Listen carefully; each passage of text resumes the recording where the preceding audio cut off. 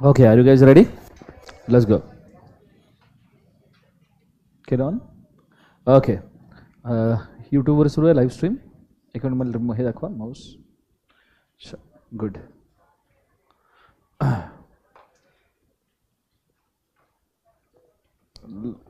Okay, live stream में audio video clear है? Please mention me once.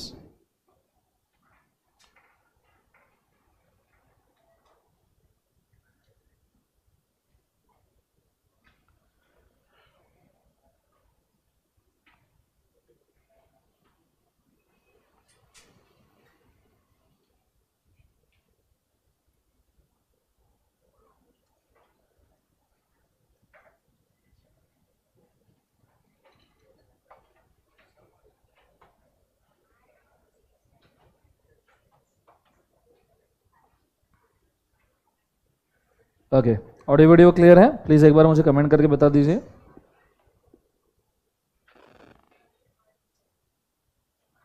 Okay, let's go. Okay, so हर हर महादेव मित्रों. First and foremost thing, we are starting with the chapter wise revision sessions. ठीक है, हम इन chapter wise revision sessions के अंदर सबसे पहले contract, sale of goods, partnership, ये 3 लॉस को कवर करने की कोशिश करेंगे. After that we will go for the important topics such as companies, उसके बाद में negotiable instruments, LLP etcetera. Is it very clear? अगर हमारे रिवीजन सेशन जल्दी होते हैं तो लास्ट टाइम मैंने already answer writing session conduct करवाए थे 100 क्वेश्चंस के. जिन लोगों ने वो नहीं देखे हैं, मैं इस वीडियो के नीचे यूट्यूब के ऊपर लिंक डाल रहा हूं, आप वो आंसर राइटिंग सेशंस देखिए और जैसे जैसे रिवीजन खत्म हो रहा है साथ में वो आंसर राइटिंग सेशन कंप्लीट कीजिए. सेल ऑफ गुड्स एक्ट का आंसर राइटिंग सेशन वहां पे नहीं है, तो ये रिवीजन हमारा जल्दी हो जाता है तो उसके बाद में हम सेल ऑफ गुड्स एक्ट का आंसर राइटिंग सेशन लेंगे. Is it very clear? Okay, I hope so कि इससे बहुत सारे लोगों को फायदा होगा और जो आप खुद पढ़ने वाले थे वो मैं ज्यादा बेटर लेवल पे रिवाइज करवा पाऊंगा and at the same time मैं माइन्यूट चीजें जो तुम हो सकता है इग्नोर कर जाओगे उनको एक्चुअली इंपॉर्टेंस क्लियर करके उनको बता पाऊंगा कि ये चीजें आपकी होनी चाहिए. Is it very clear? Yes और नो? चलिए शुरू करते हैं. फोकस करना अच्छे तरीके से, ध्यान दीजिएगा तो आपको समझ में आएगा. सो आज हम शुरू करने वाले हैं कॉन्ट्रैक्ट एक्ट से. कॉन्ट्रैक्ट के लिए सबसे पहले आते हैं डेफिनेशन. हालांकि आजकल डेफिनेशंस के ऊपर कोई सवाल नहीं आते हैं, बट फिर भी एक बार तुम्हारे लिए मैं एक बार डेफिनेशंस मेंशन कर दूं. कॉन्ट्रैक्ट के डेफिनेशन के अंदर 2 सबसेक्शन ए के अंदर ऑफर का डेफिनेशन है, 2 सबसेक्शन बी में एक्सेप्टेंस, 2C में प्रॉमिस और प्रॉमिसी, 2D में कंसिडरेशन, 2E में एग्रीमेंट, 2F में एज सच इंपॉर्टेंट डेफिनेशन नहीं है, G के अंदर इलीगल, H के अंदर कॉन्ट्रैक्ट, I के अंदर वॉइडेबल कॉन्ट्रैक्ट. इस हिसाब से आपने डेफिनेशंस को याद करना चाहिए, जिसमें से सबसे पहले डेफिनेशन आती है ऑफर की. हालांकि अब जब जब ये यूनिट्स आएंगे उस वक्त हम डेफिनेशन पढ़ेंगे ही पढ़ेंगे. मतलब अभी अगर मैं भले ही पढ़ूं पर ऐसा नहीं है कि जब यूनिट आएंगे तब नहीं पढ़ेंगे. अब जैसे कंसिडरेशन का यूनिट जब शुरू होगा तो डेफिनेशन ऑटोमेटिकली रिवाइज हो ही जाएगी. Is it very clear? फिलहाल के लिए मैं डेफिनेशन पढ़ा हूं ऑफर एंड एक्सेप्टेंस की बिकॉज ये बेसिक डेफिनेशन है. ठीक है, let's go. When one person signifies the another his willingness to do something or abstain from doing something with a view of obtaining assent of the another person, then such a act or such a abstain is called as क्या बात उसे offer. Is it very clear? Yes or no? So जब एक person किसी दूसरे person को बोलता है कि वो कुछ करना चाहता है या वो कुछ करना नहीं चाहता है विद इंटेंशन कि सामने वाला उस करने या ना करने पे हामी भर दे, तो हम क्या कहते हैं? उसे ऑफर करना. क्या कहते हैं? ऑफर करना. Then what is acceptance? When one person to whom the proposal is made signifies his assent, जिसको आपने प्रपोजल दिया है उसने असेंट दे दिया कि भाई साहब हाँ तुम जो कर रहे हो या ना कर रहे हो मुझे बहुत पसंद आया, तो ऐसे सिचुएशन में हम उसे क्या कहते हैं? बोले एक बार उसे acceptance. Is it very clear? अब ये बहुत बेसिक डेफिनेशन है, एग्जाम में बहुत कम पूछी जाती है. वो जो पूछा जाता है हम उन चीजों की तरफ ज्यादा मुड़ने की कोशिश करेंगे. अब एग्जाम में पूछा क्या जाता है? तो सबसे पहले बहुत सारे बच्चे कॉन्ट्रैक्ट एक्ट शुरू करते तो उनको ऐसा लगता है इसेंशियल्स ऑफ कॉन्ट्रैक्ट पूछा जाएगा एक्सेट्रा. तो मुझे पर्सनली ऐसा लगता है गया वो जमाना इसेंशियल्स ऑफ कॉन्ट्रैक्ट वगैरह पूछने वाला. अभी सीधा एग्जाम के अंदर वो आपको जो पूछते हैं वो एक चीज है, वो है एक तो डिफरेंसेस, नहीं तो केस लॉस, और केस लॉस के ऊपर case studies. Is it very clear? So we will try to be very clear कि हम कौन सी चीजें देख रहे हैं. जैसे सबसे पहला डिफरेंस मैं आपके सामने पुट करना चाहूंगा एग्रीमेंट और कॉन्ट्रैक्ट का. Can you tell me what is agreement? What is agreement? बोलो. A promise, offer plus acceptance नहीं, अ प्रॉमिस और a set of promise consider for being consideration for each other, we call it as क्या बोले एक बार उसे? Agreement. एक तो एक प्रॉमिस नहीं तो सेट ऑफ प्रॉमिस जो एक दूसरे के लिए कंसिडरेशन बन रहे हैं, हम उसको क्या कहते हैं? बोले एक बार उसे agreement. Is it very clear? What is contract?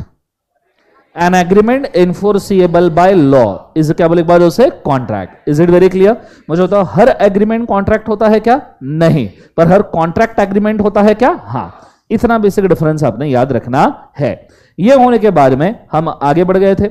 अगली चीज जो हमें मॉड्यूल के हिसाब से देखनी है, क्योंकि हम रिवीजन भी मॉड्यूल के हिसाब से ही करने वाले हैं, तो अगली चीज जो हमारे लिए इसेंशियल है वो है, देखो, नेचर ऑफ कॉन्ट्रैक्ट्स के अंदर मैं आता हूं अब बेसिक वाली चीजों के ऊपर जो हमें देखनी है। See, this is a definition, this is the actually difference between agreement and contract, जो हमने देखा कि एग्रीमेंट का मीनिंग क्या है, साथ में क्या बोले एक बार, कॉन्ट्रैक्ट का मीनिंग क्या है। हर एग्रीमेंट कॉन्ट्रैक्ट नहीं होता, हर कॉन्ट्रैक्ट एग्रीमेंट होता है, और उसका डिफरेंस वहां पे उन्होंने दिया है। ये डिफरेंस आपको 2 या 4 मार्क के लिए पूछा जा सकता है, कृपया इसको याद रखें। Is it very clear? Yes और नो? फिर इसके बाद में अगर हम आगे बढ़े तो उन्होंने इसेंशियल्स ऑफ वैलिड कॉन्ट्रैक्ट दिया है। क्या दिया है बोले एक बार उसे? इसेंशियल। अब बैठो फटाफट जल्दी। इसेंशियल, रिवीजन लेक्चर में भी कैसे लेट आ सकते हैं? सो इसेंशियल्स ऑफ क्या बोला है बोले एक बार उसे? Valid contract. फोकस करना अच्छे तरीके से। अब essentials of valid contract 2 part में डिवाइड होता है। देखो, इसको हम यहां डिस्क्राइब, हम डिस्कशन नहीं करने वाले, मैं आपको सिर्फ बता रहा हूं कि ये 2 पार्ट में डिवाइड होता है और कौन कौन सी चीज होती है। क्यों? क्योंकि इसेंशियल्स ऑफ कॉन्ट्रैक्ट आजकल नहीं पूछते हैं। स्टार्टिंग में पूछा करते थे जब फाउंडेशन था, पर अभी ऐसा सिचुएशन है कि उनको पता है कि ये चीजें सब रट के ही आई आएंगे। एंड एक्चुअली इसेंशियल्स में जो भी चीज बोली है वो सबके सब यूनिट्स है और वो सबके सब चैप्टर्स है। जैसे आप देखना, जो गिवन बाय सेक्शन 10 है उसके अंदर पहला इसेंशियल है कॉन्ट्रैक्ट का कि एग्रीमेंट होना चाहिए। फिर दूसरा है फ्री कंसेंट होना चाहिए। Can you tell me free consent कितनी चीजों से विटिएट होता है? 5। Coercion, undue influence, fraud, mistake, misrepresent, ये पूरा का पूरा यूनिट है। बोलो हाँ है ना? उसके बाद में तीसरा, competency of the parties, parties competent होना चाहिए, इसके ऊपर भी यूनिट है। कितने पार्टीज कंपिटेंट टू कॉन्ट्रैक्ट होते हैं? नॉन कंपिटेंट टू कॉन्ट्रैक्ट होते हैं? Minor, unsound mind, convict, foreign diplomat and align enemy. Is it very clear? Yes और नो? नीचे उसके बाद में लीगल ऑब्जेक्ट, लीगल कंसिडरेशन, इसके ऊपर भी 2 यूनिट है। वो marriage, brokerage, contract, agreement in restraint of trade, वो इसी का पार्ट है। And next, not expressly declare to be void, ऐसे एग्रीमेंट जो एक्सप्रेसली वॉइड बोले नहीं गए हैं। ये सेक्शन 10 में इसेंशियल्स लिखे। ये इसेंशियल्स कहां लिखा है? सेक्शन 10 में। जो सेक्शन 10 में नहीं लिखे वो इसेंशियल्स क्या है? बोले कॉन्ट्रैक्ट के लिए 2 पार्टीज चाहिए। अब तुम्हें क्या लगता है, तुम्हें ये पूछेंगे कि कॉन्ट्रैक्ट के लिए 2 पार्टीज चाहिए? Are you serious? Next one, intention to create a legal relation, दोनों में के बीच में लीगल रिलेशन, जायज संबंध बनाने का एक मौका होना चाहिए। Next one, fulfilment of legal formality, बोले बॉन्ड पेपर, स्टैम्प पेपर लेके आओ, राइटिंग में कॉन्ट्रैक्ट होना चाहिए। नीचे, certainty of meaning, contract certain होना चाहिए एंड पॉसिबल टू परफॉर्म होना चाहिए। मुझे नहीं लगता इसमें से आपको कुछ पूछा जाएगा, तो इससे आगे बढ़ते हैं प्लीज। ये होने के बाद में अब जरा मैं जाना चाहूंगा काम वाली चीजों के ऊपर। ठीक है, पूछो क्या? I am directly going to offer, जो मेरे को लगता है पूछा जा सकता है, मैं उन चीजों की तरफ जाऊं। ये void agreement, voidable agreement, types of contract, ये आपको हो ही जाएगा। ठीक है, चाहिए तो एक बार देख लो, इसके बाद में मैं आगे बढ़ जाऊंगा। ठीक है, ये चीजें जो स्टार्टिंग में मॉड्यूल में दी है, मेरे को नहीं लगता इसमें से कुछ आने के चांसेस है। ठीक है, बट फिर भी एक बार देख लो। कॉन्ट्रैक्ट कितने पार्ट में डिवाइड होता है? सबको बताया, valid contract, void contract, voidable, illegal, अनएनफोर्सिएबल। Is it very clear?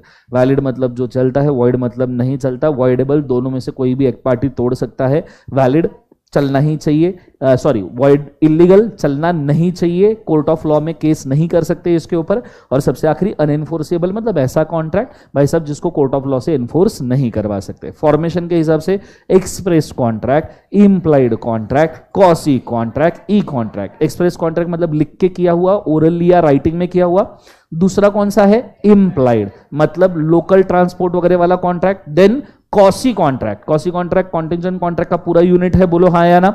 Next वाला ई कॉन्ट्रैक्ट मतलब इलेक्ट्रॉनिक कॉन्ट्रैक्ट मतलब ऑनलाइन किए हुए। नेक्स्ट वाला एग्जीक्यूटेड कॉन्ट्रैक्ट जो खत्म हो चुके हैं, एंड नेक्स्ट वाला एग्जीक्यूटरी जिसका परफॉर्मेंस बाकी है। ये सब आगे आने वाला है, just wait for it. Is it very clear? Next one, मुझे जो काम की चीजें अब मैं स्ट्रेट अवे उसके ऊपर जा रहा हूं, टाइम पास नहीं करना है अपने को, स्ट्रेट अवे काम की चीज के ऊपर जाते हैं। ये छोड़ो सब फालतूगिरी, तो कौन बना, हाँ यहां से अब काम की चीजें शुरू होती है, सिंपल। ठीक है, अब यहां से अगर आप खुद के नोट्स बनाना चाहो बना सकते हो। अगर आपने खुद के नोट्स नहीं बनाए हैं और मेरा राइटअप है आपके पास में, आपने वो भी देखा तो भी आपका काम हो जाएगा। Is it very clear? सबको समझ में आ रहा है? अच्छा, अरे हाँ मैं तो भूल ही गया रिवीजन के टेंशन। इंडिपेंडेंस डे की सबको बधाइयाँ। ठीक है, मैं इंडिपेंडेंस डे पे दुआ देना चाहता हूं कि आप सब लोग आने वाले एग्जाम के अंदर फटाफट पास हो जाओ। अगले 2-3 साल में सीए बन, रुक जा, दुआ तो देने दे। अगले 2-3 साल के अंदर क्या बन जाओ, बोले एक बार सीए बन जाओ और देश की इकोनॉमी के अंदर कंट्रीब्यूट करो। Is it? थैंक यू तो बोलो भाई, कैसे भी आ जाओ बेटा अंदर। ठीक है, दरवाजा लगा लेना। ओके लेट्स गो, अब काम की चीजें शुरू करते हैं बेटा, टाइम पास नहीं। ठीक है, okay are you guys ready? ठीक है, वार्म अप सब गया तेल लेने, लेट्स स्टार्ट। ऑफर के लिए सबसे बेसिक चीज मैं आपको मेंशन करना चाहूंगा, बोर्ड के ऊपर ध्यान दीजिएगा तो समझ में आएगा, अदरवाइज मुश्किल है। अगर आपने ये नहीं समझा तो थोड़ा मुश्किल है। ओके, फर्स्ट थिंग, आपने किस प्रकार से कॉन्ट्रैक्ट, मतलब बेसिक कॉन्ट्रैक्ट के कंसेप्ट आपने जिस प्रकार से पढ़े हैं, बच्चों ध्यान प्लीज, पन्ने मत पलटो, बोर्ड के ऊपर ध्यान दो प्लीज। बेसिक कॉन्ट्रैक्ट के कंसेप्ट आपने जिस प्रकार से पढ़े हैं उस हिसाब से आपने सही पढ़े हैं, पर कुछ छोटा मोटा चेंज मेरे को करके आपको देना है। ठीक है, सो बोर्ड के ऊपर ध्यान देना। आपने पढ़ा है कॉन्ट्रैक्ट का मतलब क्या होता है। आपने पढ़ा है contract that is defined by section number 2 subsection कौन सा, H, is equal to an agreement plus which is enforceable by law. जो एग्रीमेंट क्या है बोले एक बार उसे लीगल। अब मैं ऑफर के ऊपर आ चुका हूं तो मैं अब चीजें आपको डिफाइन कर दे रहा हूं। एग्रीमेंट डिफाइंड है 2E में, लीगलिटी डिफाइंड है 2G में। Is it very clear? अगर हम बात करें तो एग्रीमेंट के बारे में ऐसा बोला जाता है कि agreement is actually a promise और set of promises. Is it very clear? तो कहना है agreement is a promise 1 plus promise 2, क्योंकि ये सेट ऑफ प्रॉमिस है। अरे बोलो हाँ या ना, प्लस कहना है legal. Is it very clear? Now promise is defined under 2B, acceptance का जो डेफिनेशन है वो प्रॉमिस का डेफिनेशन है, बोलो हाँ या ना, यस और no. Now what do you mean by promise guys? Promise का मतलब क्या होता है? जब एक पर्सन दूसरे को ऑफर देता है और दूसरा एक्सेप्ट करता है उसे प्रॉमिस कहते हैं। इसका मतलब ये है offer 1 plus acceptance 1 together is a promise 1 plus offer 2 plus acceptance 2 together is a promise 2 plus legal under section number कौन सा बोले एक बार जो से 2G। अब ऐसा नहीं है कि प्रॉमिस एक ही हो एग्रीमेंट में, एक से ज्यादा प्रॉमिस हो सकते हैं और नॉर्मली एक से ज्यादा ही होते हैं। फॉर एग्जाम्पल, छोटा सा एग्जाम्पल लेते हैं आपके कंसेप्चुअल क्लैरिटी के लिए। ये फोन, लाइव स्ट्रीम में भी सबने बहुत अच्छे से ध्यान देना, ठीक है। ये फोन मैंने कॉन्ट्रैक्ट किया या ये फोन का मैंने ऑफर किया, ये फोन मुझे आपको बेचना है, ये फोन मुझे आपने बेचना इज ऑफर। अरे पर आपको फोन की जरूरत तो होनी चाहिए, ऑलरेडी आपके पास 10 फोन है तो आप इसको खरीदोगे क्या? That means my offer is not valid for you. बोलो हाँ है ना। अब मैंने बोला मुझे ये फोन बेचना है, आपने बोला खरीदना है, this is offer 1, this is acceptance 1। बोलो हाँ है ना। पर आपने बोला मैं खरीदूंगा लेकिन सिर्फ 1 लाख में, मैं खरीदूंगा लेकिन सिर्फ 1 लाख। देखो मेरे को फोन बेचना है, आपको एक्सेप्ट करना है, ऑफर 1 एक्सेप्टेंस 1 बराबर है। आपने बोला 1 लाख में, ऑफर 2, एंड मैंने बोला ओके ठीक है 1 लाख में चल जाएगा, एक्सेप्टेंस 2। दैट्स वाई मेरे को फोन बेचना है इज ऑफर 1, आपने बोला हां इज एक्सेप्टेंस 1, आपने बोला 1 लाख में इज ऑफर 2, मैंने बोला हां एक्सेप्टेंस 2। क्या फोन बेचना लीगल एक्ट है? हां, so it becomes a contract. Is it very clear guys? सबको समझ में आ रहा है पक्का? बोलो हाँ है ना। अब ये कितने भी हो सकते हैं, ऐसा नहीं कि प्रॉमिस सिर्फ 2 ही होंगे। अगर मैं इस इक्वेशन को ठीक से लिखूं तो मैं इसको ऐसा लिख सकता हूं, promise 1 plus promise 2 plus promise 3 plus promise 4 and so on, plus all this promises if being legal then it is a contract. Actual definition यह है, क्योंकि एग्रीमेंट की डेफिनेशन खुद में यह बोलती है अ प्रॉमिस और a set of promises. Are you understanding? So एक प्रॉमिस या प्रोमिसेस के सेट्स को आप पकड़ लीजिए, वो सारे सेट्स भी एक एग्रीमेंट बन सकते हैं। फॉर एग्जांपल अभी तो मैंने सिर्फ ये बोला मेरे को फोन बेचना है और आपको खरीदना है। Let's involve some other party also. मुझे फोन बेचना है पर मुझे ये फोन मॉडिफाई करके बेचना है विजय सर से, तो मैंने ये फोन विजय सर को बोला सर आप ये फोन को मॉडिफाई करो, और विजय सर को मैंने बोला कि आप ये फोन सामने वाले पार्टी को बेच दो जो हो आप। अब मैंने विजय सर को बोला मॉडिफाई करो, जिसके लिए मैं विजय सर को कंसिडरेशन दूंगा, विजय सर आपको फोन बेच देंगे जिसके लिए आप कंसिडरेशन मुझे दोगे। बोलो हाँ या ना? इन्वॉल्व कितने हुए बोलो एक बार? 3 पार्टीज। पहला, मैंने ऑफर किया विजय सर को, विजय सर ने हाँ बोला। विजय सर ने आपको ऑफर किया, आपने मॉडिफाइड फोन के लिए हाँ बोला। आपने मुझे कंसिडरेशन दिया, मैंने कंसिडरेशन क्या हाँ बोला। Promise 1, promise 2, promise 3। Is it very clear? जितने पार्टीज इन्वॉल्व करोगे वो सब इसके अंदर आ सकते हैं। यहां तक समझ में आया? तो इसलिए it is a set of क्या बोले बाजू से प्रोमिसेस। यहां तक आइडिया क्लियर है सबको? ये चीज को याद रखना, आगे जाके ये चीज आपका बेस बनने वाली है। क्या बनने वाली है? बेस। यहां तक आइडिया क्लियर है? पक्का समझ में आया? बोलो हाँ है ना? अब मैं ऑफर के डेफिनेशन यहां पढ़ रहा हूं, मॉड्यूल में जो दिया है उसी को एक साथ पढ़ते हैं। रेडी? सब जन साथ साथ में 1 2 3 बोलो। क्या है?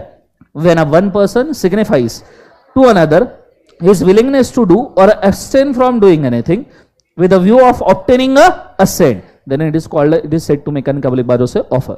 जब एक पर्सन दूसरे को बोलता है कि मुझे कुछ करना है या मुझे कुछ नहीं करना है, वो भी ऑफर होता है। मुझे कुछ नहीं करना है, ये ऑफर कैसे हो सकता है? Let's take an example. मैं हमेशा एग्जांपल दिया है, रिलायंस और जियो इंडिया में 2 top private sector telecom companies है। बोलो हाँ है ना? अब समझो कल जाके एयरटेल ने जियो को बोला, ठीक है, एयरटेल ने जियो को बोला कि मैं सिर्फ साउथ इंडिया में सेल करेगा मेरे सिम कार्ड्स, मैं नॉर्थ इंडिया में नहीं करेगा, अगर तू एग्री करता है। समझो बात को समझो मैं क्या कह रहा हूं। एयरटेल ने किसको बोला? बोले एक बार जोर से, सब जन बोलो। एयरटेल ने किसको बोला? जियो को बोला कि मैं सिर्फ साउथ इंडिया में सेल करूंगा, मैं नॉर्थ इंडिया में कोई सेल नहीं करूंगा, अगर तू एग्री करता है कि तू सिर्फ नॉर्थ इंडिया में सेल करेगा एंड साउथ इंडिया में तू कोई भी सेल नहीं करेगा। बोलो हाँ या ना? अब यहां 2 एग्रीमेंट है। पहला 2 प्रोमिस है। पहला प्रोमिस है कि मैं सिर्फ साउथ इंडिया में सेल करूंगा, उसके बदले में मैं क्या चाहता हूं? मैं नॉर्थ में सेल ना करूं, पर उसके बदले में मैं तुझसे क्या चाहता हूं? कि तू नॉर्थ इंडिया पूरा ले ले, पर तू साउथ में कोई सेल नहीं करेगा। तो जब एयरटेल बोल रहा है कि मैं सिर्फ साउथ इंडिया में सेल करूंगा, डूइंग समथिंग है, पर मैं नॉर्थ में कुछ भी सेल नहीं करूंगा, एब्सटेन फ्रॉम डूइंग समथिंग है। Is it very clear? पर बदले में तुम क्या मांग रहे हो? कि भाई तू भी साउथ इंडिया में कुछ सेल मत करना, that is abstain from doing something. तेरा सेल कहां लिमिटेड होना चाहिए? North India. सिंपल सी बात है। Are you understanding? पूना के हिसाब से एग्जांपल दूं मैं, ठीक है? पूना के हिसाब से एक और एग्जांपल समझ लीजिए, इसको क्लियर कर लीजिए। बहुत सारे बच्चों को एक्ट और एब्सटेन दोनों के बीच का फर्क नहीं समझ में आता, ठीक है? लाइव स्ट्रीम वालों को एग्जांपल भी समझ में नहीं आएगा, मैं बोल दूं। पूना में 2 सबसे बड़े स्वीट मार्ट वाले हैं। एक स्वीट मार्ट वाला है चितौड़, दूसरा है समझो कक्का हलवाई। लेट्स से, वैसे और भी है but I am taking an example. अब चितौड़ का जो मेन बिजनेस है स्वीट्स का, वो कहां फेमस है? पेठ एरियाज, करवे नगर, कोथरूड, बेसिकली जहां मराठी क्राउड है। काका हलवाई का भी बेसिकली मराठी क्राउड, या आप बोल सकते हो केपी, बानेर, पाषाण, औंध, ऐसे जगह पे। बोलो हाँ या ना? अब इन दोनों ने समझो अपना अपना ज्योग्राफिकल एरिया डिवाइड कर लिया। चितौड़ बोले कि हम भाई साहब कोथरूड, करवे नगर, पेठ एरिया में सेल करेंगे। काका हलवाई बोला कि मैं बानेर, पाषाण, औंध, निगड़ी एक्सेट्रा यहां सेल करूंगा। तो दोनों ने जब ज्योग्राफिकल एरिया सेपरेट कर लिया, actually I know it is agreement in restaurant of trade, मैं जस्ट एग्जांपल दे रहा हूं। तो ये दोनों जब एरिया सेपरेट कर रहे हैं, तो ये एक्ट कर रहे हैं खुद के एरिया में सेल करने का, पर एब्सटेन कर रहे हैं दूसरे के एरिया में सेल करने। आर यू अंडरस्टैंडिंग मैं क्या कह रहा हूं?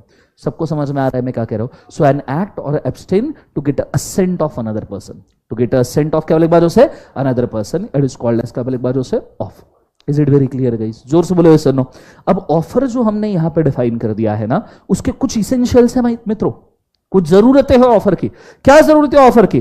Person making an offer. अब ये इसेंशियल्स बोलते हैं इसको, पर इंस्टीट्यूट के मॉड्यूल ने एक छोटा ब्लंडर किया है। पूछो क्या?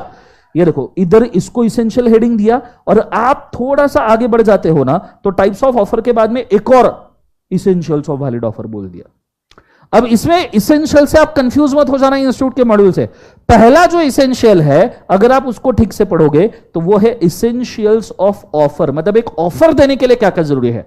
और दूसरा जो इसेंशियल इंस्टीट्यूट के मॉड्यूल में दिया गया है, that is essentials of valid offer, मतलब एक वैलिड ऑफर बनाने के लिए, एक लीगल ऑफर बनाने के लिए क्या क्या जरूरी है।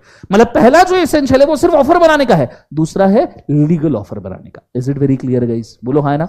अब पहला इसेंशियल ऑफर में, मतलब एकदम बेसिक इसेंशियल है वो, ध्यान देना क्या क्या जरूरी है। तो बोले सबसे पहले एक प्रॉमिस और ऑफरर जरूरी है, फिर उसके बाद में उसका willingness to do or abstain from doing जरूरी है। बोलो हाँ या ना?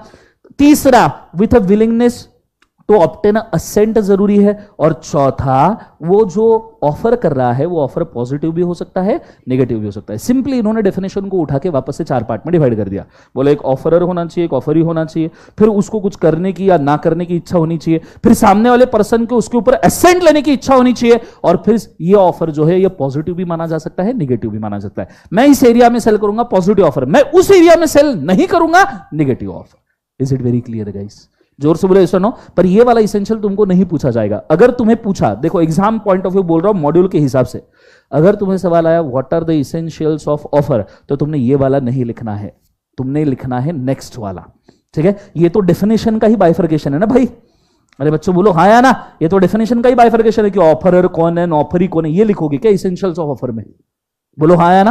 तो आपने इसेंशियल्स ऑफ वैलिड ऑफर में क्या लिखना है वो मैं यहां पे बता रहा हूं आपको। देखिए सबसे पहला इसेंशियल्स ऑफ वैलिड ऑफर, ध्यान दीजिए, capable of creating a legal relation. Offer ऐसा होना चाहिए कि सामने वाले पर्सन के साथ में क्या होना चाहिए, बोले एक बार उसे लीगल रिलेशन। ऐसा रिलेशन क्रिएट करो कि सामने वाले को आप लीगली बाउंड कर दो, उसके ऊपर आप कोर्ट में केस कर पाओ।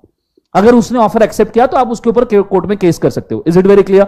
दूसरा, it must be certain, definite and not vague. जो आप ऑफर दे रहे हो एकदम एब्सोल्यूट होना चाहिए। For example, I want to sell you oil. Example सुना होगा आपने, बोलो हाँ या ना। I want to sell you oil, बोलो हाँ या ना। कौन सा ऑयल, काई को, कितने रुपए में, कितने गैलन, कोई स्पेसिफिकेशन है नहीं। तो ऑफर सर्टन होना चाहिए। भाई कोकोनट ऑयल बेचना चाहता हूं। क्यों बेचना चाहता हूं? क्योंकि इसका दिमाग खराब, सेल पे लगाने के लिए। कितना, 50 गैलन डूब के उसके अंदर लगा ले, जो भी है, पर सर्टेनिटी होना चाहिए, नहीं होना चाहिए, बोलो हाँ है ना। एवरीबडी यस और नो। सो ऑफर कैसा होना चाहिए, बोले एक बार उसे certain. It must be communicated to the offer. आपने ऑफर किसको कम्युनिकेट करना चाहिए? ऑफरी। ऑफरी को पता ही नहीं कि तुमने ऑफर दिया तो कौन सा ऑफर हुआ ये। Is it very clear? Yes और नो। और उसके बाद में it must be made with a view of obtaining assent of the other party. आपने ऑफर ऐसे देना चाहिए कि सामने वाले का आपको उसके ऊपर क्या चाहिए, बोले एक बार जोर से, assent. It may be conditional. Offer can be of certain term, non compliance of which amounts to, क्या बोले एक बार उसे, acceptance. The offer may be either specific और क्या बोले एक बार उसे, general. It can be expressed और क्या बोले एक बार, implied. The offer is different from mere statement और इंटेंशन। ऑफर ये सिर्फ स्टेटमेंट नहीं होना चाहिए, इससे लीगल कॉन्ट्रैक्ट करने की इच्छा जाहिर होनी चाहिए। Is it very clear? And फिर उसके अंदर उन्होंने अलग अलग केस लॉज दिए हैं कि भाई साहब लीगल कॉन्ट्रैक्ट का मतलब क्या है। तो इन्होंने इसेंशियल्स ऑफ वैलिड ऑफर में अगर गौर करो आप तो नियरली 9 वैलिड इसेंशियल्स दिए हैं ऑफर के। Is it very clear? मैं चाहूंगा रिवीजन हम कर रहे हैं, पर अगर आपने इन चीजों को नहीं लिखा है तो साइड बाय साइड आप नोट करते रहिए। मैं आपको बोलता हूं वापस एटलीस्ट हेडिंग तो भी लिख लीजिए। See I know as a revision lecture अपने पास समय नहीं है कि हम सब कुछ लिख ले, पर एटलीस्ट हेडिंग लिख ले तो इसको आप बाद में डिस्क्राइब कर सकते हो। हेडिंग डालिएगा essentials of valid offer, question डालिएगा what are the essentials of valid offer. Heading की जगह क्वेश्चन ही डालिए, आ जाओ बेटा, मतलब क्वेश्चन आंसर का ही प्रिपरेशन हो जाएगा। लिखिएगा what are the essentials of valid offer. Sir मुझे पढ़ाई करने का मन नहीं हो रहा है। बहुत बढ़िया, ऐसी हरकतें और ऐसे सवाल कृपया मुझे ना पूछे, इसका मेरे पास कोई जवाब नहीं है। पढ़ाई करने का मन नहीं हो रहा, टेबल पे जाइए, बुक खोलिए, बैठे रहिए, दिन 10-10 घंटे बैठे रहिए, तीसरे दिन अपने आप मन हो जाएगा। Let's go. इमोशन बाजू में रख के पढ़ने का, पढ़ना जरूरी है। किसी को कुछ भी करने का मन नहीं करता है, इसका मतलब ये नहीं है कि वो चीज ना करनी है जीवन में। ठीक है, पढ़ाई करना तुम्हारा मेन धर्म है, तुमने उसको निभाना चाहिए। कर्म करो, फल की अपेक्षा मत करो, अदरवाइज पास होना मुश्किल है। Please do understand. ये जितने भी है ना लफड़े कि पढ़ाई मन करने का मन नहीं हो रहा, पढ़ाई करने के लिए मन ही नहीं मान रहा, एक्सेट्रा, सर चेयर पे जाके बैठने की, लाइब्रेरी ज्वाइन करने की इच्छा नहीं हो रही, जो नहीं करने की इच्छा हो रही, इमोशन उठाने का, बाजू में रखने का, पहले वो करने का। Is it very clear? बोलते रहो खुद से, मन नहीं हो रहा, मन नहीं हो रहा, जाके चेयर पे बैठो। मन नहीं हो रहा, बुक खोलो। मन नहीं हो रहा, मन नहीं हो रहा, पढ़ना शुरू कर दो। मन नहीं हो रहा, मन नहीं हो रहा, थोड़ी देर में हो जाएगा। Is it very clear? Yes और नो? इसके सिवा दूसरा कोई ऑप्शन नहीं है। तुम इसमें ही इन्वॉल्व रहोगे कि मन नहीं हो रहा तो मन कभी नहीं होगा। ठीक है, कभी नहीं होगा। समझ में आ रहा है पक्का? तो चुपचाप जाने का, पढ़ने का। पॉइंट नंबर 1 लिखेगा एसेंशियल्स ऑफ वैलिड ऑफर के अंदर। Point number 1, it should create a legal relation. It should create a legal relation.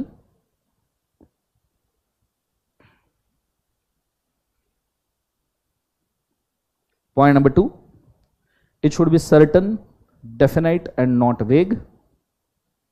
It should create a legal relation. It should be certain, definite and not vague.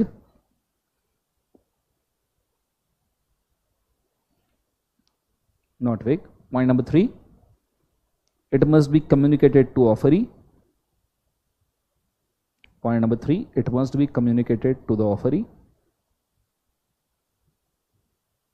ठीक है, अब it must be communicated to the offeree में case लिख सकते हो। Case का नाम क्या है? लालमन शुक्ला वर्सेस गौरी दत्त। लिख के रखिए, लालमन शुक्ला वर्सेस गौरी दत्त।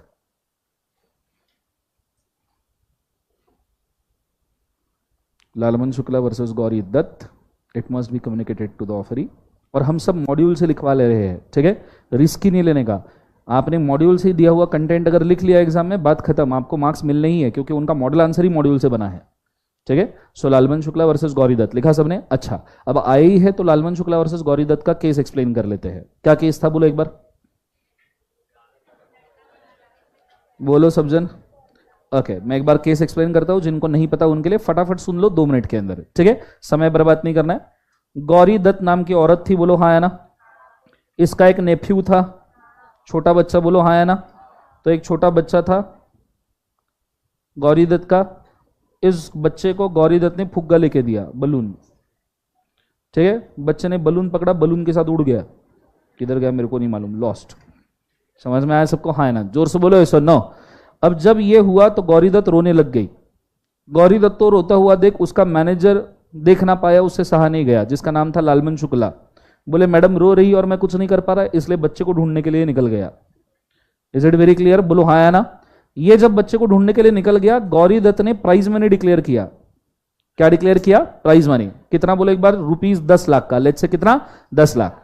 मैनेजर ने बच्चे को ढूंढ लिया, और जब मैनेजर वापस आया तो उसने देखा कि मैडम ने ऑलरेडी रोते रोते प्राइज मनी डिक्लेयर किया है 10 लाख का। Are you understanding. तो लालबन शुक्ला गौरी दत्त को बोलता है मैडम ये रहा आपका बच्चा, 10 लाख मुझे चाहिए। गौरी दत्त ने लालबन शुक्ला को 10 लाख देने से मना कर दिया। गौरी दत्त ने लालबन शुक्ला को क्या देने से मना कर दिया, 10 लाख। मुझे एक बात बताओ, देना चाहिए नहीं देना चाहिए, नहीं देना चाहिए, क्योंकि लालबन शुक्ला जब बच्चे को ढूंढने निकला था उस वक्त उसको इस ऑफर के बारे में कोई भी कम्युनिकेशन नहीं था। तो ऑफर अगर किसी पर्सन को कम्युनिकेटेड नहीं है, या बंदा किसी ऑफर के बारे में अवेयर नहीं है, तो वो उस ऑफर के बेनिफिट्स क्लेम नहीं कर सकता। Is it very clear. ये केस था लालबन शुक्ला वर्सेस गौरी दत्त। आपने देखिएगा उसको कौन से हेडिंग के अंदर पुट किया गया है, उसे पुट किया गया है communication of offer to the, किसको बोले एक बार, ऑफरी। ऑफरी को ऑफर कम्युनिकेट होना चाहिए। Is it very clear guys, जोर से बोलो एक बार यस और नो। सब जन बोलो हाँ या ना, सबको समझ में आ रहा है मैं क्या कह रहा हूं, बोलो यस और नो। तो ये इसेंशियल याद रखना। आप इसके ऊपर चाहो तो आंसर राइटिंग कर सकते हो। मैंने कॉन्ट्रैक्ट के पहले आंसर राइटिंग सेशन के ऊपर लालबन शुक्ला वर्सेस गौरी दत्त का आंसर राइटिंग करवाया है। Is it very clear. मैं आपको मेंशन करना चाहूंगा, इन रिवीजन लेक्चर्स के साथ में आप आंसर राइटिंग लेक्चर्स जोड़ दो, आपका प्रिपरेशन हो जाएगा उस चैप्टर का। Is it very clear. चलो नेक्स्ट पॉइंट लिखिएगा, पॉइंट नंबर 4।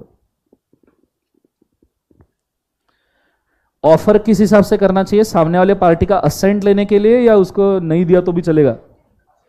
कैसा लगेगा मूवी में हीरो ने हीरोइन को बोला आई लव यू, बोले हो म्हणायचं हो नहीं तो जा घरी। It should be with the intention of assent ना, बोलो हाँ है ना। तो नीचे लिखेगा the offer must be made, the offer must be made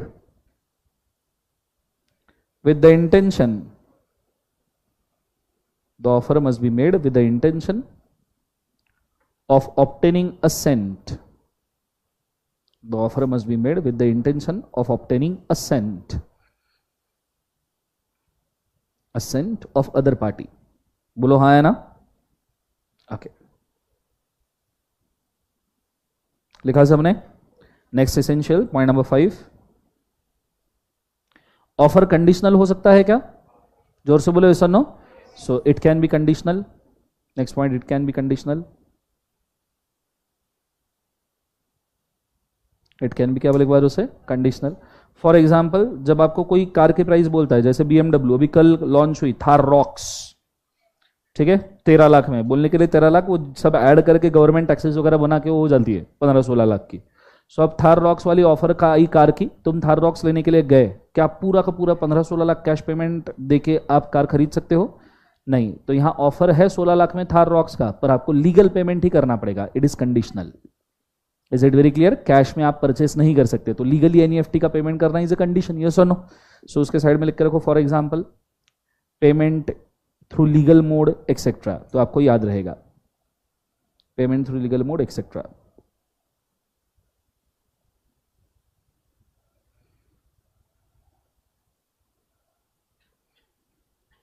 ठीक है, next point, next point, offer must not create a burden of non compliance. Offer must not create a burden of non compliance. इसका मतलब कोई बताएगा, silence does not amount to acceptance, याद है, इसके लिए केस भी हुआ था, कौन सा? फेल्थहाउस वर्सेस बिंडले। ये केस मॉड्यूल के अंदर उन्होंने दिया नहीं है, पर कैसा बन सकता है, ठीक है। सो मैंने क्या लिखा है, offer must not create a burden of काय का नॉन कंप्लायंस। ऑफर ने ऐसा कोई बर्डन नहीं बनाना है जिसके नॉन कंप्लायंस से एक्सेप्टेंस हो जाए। Is it?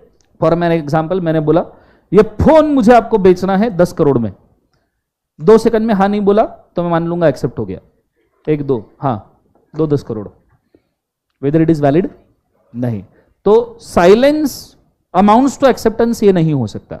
दूसरा, ऑफर में ऐसा कोई कंसिडरेशन या कंडीशन नहीं बोलना चाहिए जो ना कंप्लाई करने की वजह से एक्सेप्टेंस हो जाए।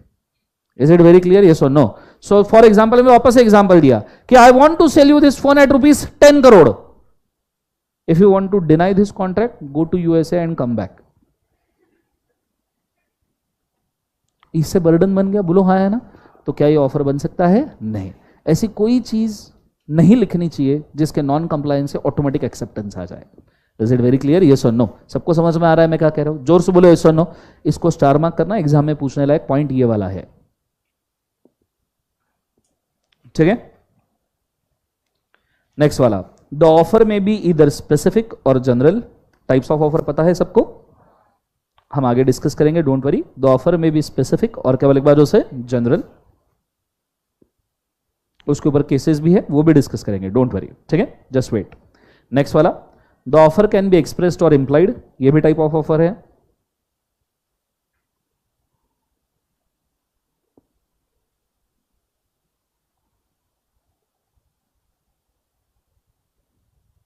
ठीक है। नेक्स्ट पॉइंट, अब नेक्स्ट जो मेन पॉइंट आ रहा है उसमें बहुत सारे पॉइंट्स है, ठीक है। सो नेक्स्ट मेन पॉइंट लिखेगा, the offer must not be only statement और intention. The offer must not be only statement और intention. Offer must not be only statement और क्या बोले एक बार उसे intention.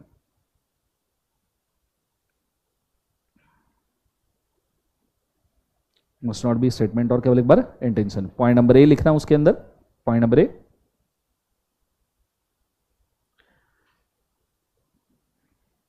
The statement of an intention और announcement, the statement of an intention और announcement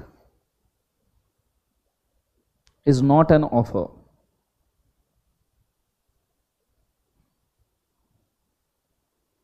Is not an offer.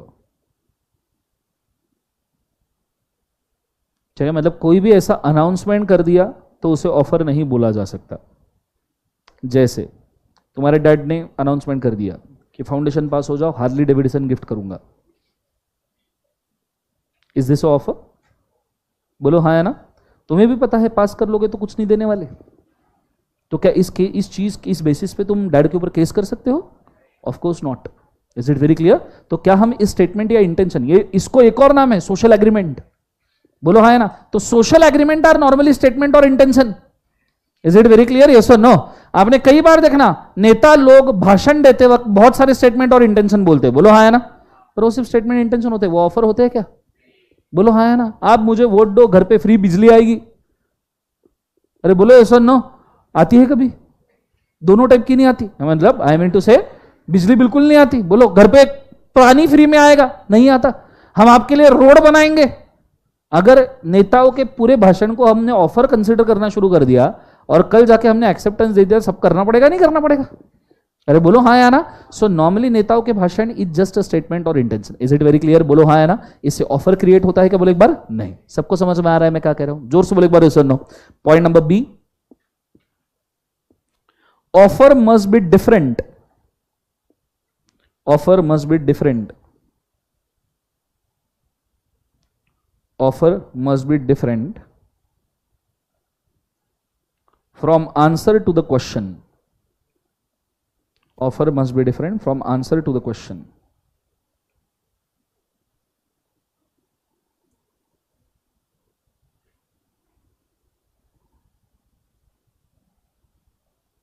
ठीक है। ऑफर क्वेश्चन से कुछ अलग होना चाहिए। इसके ऊपर एक केस हुआ था, हार्वी वर्सेस फेसिया। हो सकता है आपने केस नॉर्मल नोट्स वगैरह में पढ़ा नहीं होगा, ये इंस्टीट्यूट के मॉड्यूल में दिया है तो हमको देखना है। Is it very clear? अरे जोर से बोलो यस और नो? फॉर एग्जाम्पल, मैंने अब इस केस का मैं समरी बोल रहा हूं क्योंकि as it is a revision lecture, हम पूरे फैक्ट डिस्कस नहीं करेंगे, बट डिसीजन हम लेंगे जो हमारे काम का एग्जाम के लिए। मैंने पूछा क्या ये फोन तुम 10 रुपए में परचेस करोगे? जोर से बोलो, क्या ये फोन 10 रुपए में परचेस करोगे? अरे बोलो, करोगे? क्या ये ऑफर है? ये सिर्फ क्वेश्चन है। क्या ये फोन 10 रुपए में परचेस करोगे? तुमने बोला हाँ, बहुत अच्छा आंसर दिया, बहुत बढ़िया, आगे बढ़ते हैं। Because it is not offer. मैंने क्वेश्चन पूछा, तुमने आंसर दिया। A question does not amounts to offer. Is it very clear? Yes और नो? समझ में आ रहा है पक्का? वही हुआ हार्वी वर्सेस फेसिया का ओरिजिनल फैक्ट बोलता हूं, ये तो मैंने आपको समझाने के लिए बोला। हार्वी वर्सेस फेसिया में एक एंटिक पेन था, Bumper Hall Pen, doesn't matter क्या था, अपने को कोई लेन देन नहीं उससे, वो कोई भी इंस्ट्रूमेंट रहे, अपना क्या जरा, बम्पर हॉल पेन, इतना बड़ा पेन था, क्या फर्क पड़ता। उन्होंने पूछा will you sell a Bumper Hall Pen? मतलब एक बंदे ने हार्वी वर्सेस फेसिया में, फेसिया ने हार्वी को पूछा क्या तुम मुझे बम्पर हॉल पेन सेल करेगा? हार्वी बोलता है हाँ करूंगा, सॉरी फेसिया बोलता है हाँ करूंगा। अब माय मिस्टेक, फेसिया ने हार्वी से पूछा, वापस एक बार बोलता हूं, कि क्या तू मुझे बम्पर हॉल पेन सेल करेगा? हार्वी बोलता है हाँ करूंगा। फेसिया बोलता है ठीक है, बहुत अच्छी बात है। हार्वी बोलता है ले। बोले ले क्यों? बोले तू नहीं पूछा ना बेचेगा क्या? हाँ बोले मैंने सिर्फ पूछा लेगा बेचेगा क्या, मैंने ये थोड़ी बोला कि कितने में लेना है, क्यों लेना है, एक्सेट्रा। तो this was just a question, this is not a offer. Are you understanding? बोलो हाँ है ना, जोर से बोलो यस और नो। तो ये चीज को याद रखना, question is not considered as offer. Now case बहुत फालतू है, आई नो, पर एग्जाम में पूछा जा सकता है, तो उसके नीचे केस का नाम लिख के रखो, Harvey versus fascia. Harvey versus fascia.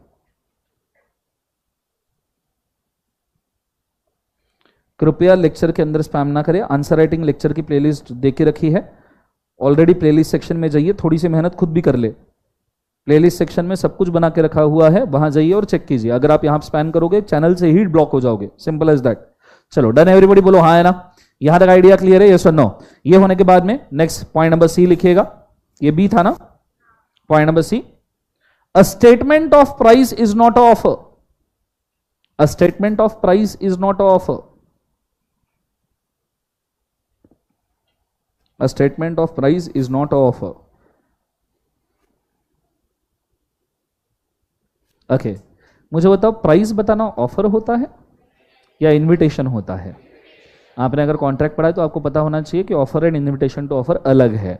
Is it very clear? Price tag बताना या प्राइस बताना इज जस्ट ए इन्विटेशन, पर इससे कोई ऑफर होता है क्या? नहीं। फॉर एग्जाम्पल, तुमने मेरे से पूछा सर इस फोन का प्राइस क्या है, तो उन्होंने मेरे से पूछा फोन का प्राइस क्या है, मैंने बोला भाई 1 लाख, तुम बोलो सर 2, तो क्या मैं मना कर सकता हूं या नहीं कर सकता हूं? बिल्कुल कर सकता हूं, बिकॉज तुमने पहले क्वेश्चन में मुझे प्राइस पूछा, मैंने प्राइस कम्युनिकेट किया, इसका मतलब ये नहीं मुझे बेचना है। Is it very clear? तुमने प्राइस पूछा, मैंने प्राइस बोला, price question, price answered, but it is not offer. ठीक है, तुमने प्राइस पूछा, मैंने प्राइस बोल दिया, बात वहीं खत्म हो गई।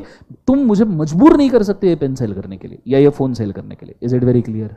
बोलो हाँ है ना। Same Harvey versus fascia, same case यहां पे कैरी होगा। पॉइंट नंबर डी लिखेगा,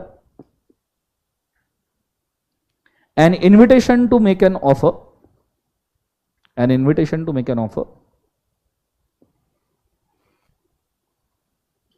is different from offer. Invitation to make an offer is different from offer. Invitation to make an offer is different from offer. Invitation to offer पता है? अब यहां invitation to offer आया है तो उसको पहले देख लेते हैं। ठीक है, now what is invitation to offer? Offer and invitation to offer का डिफरेंस पता है? Okay, what is invitation to offer? बोलो एक बार। When one person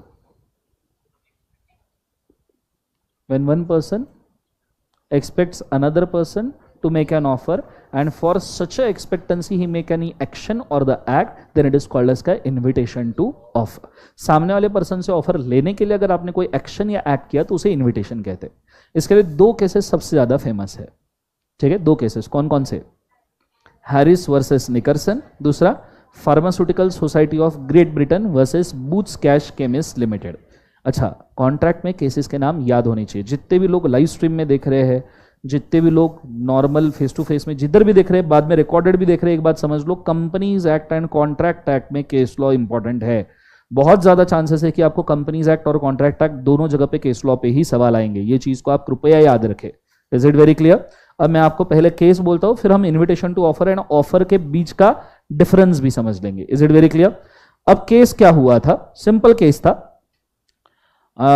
pharmaceutical society of Great Britain, ठीक है, versus Boots Cash Chemist Limited. अब ये नाम बहुत बड़ा है, आप ऐसा समझ लीजिए,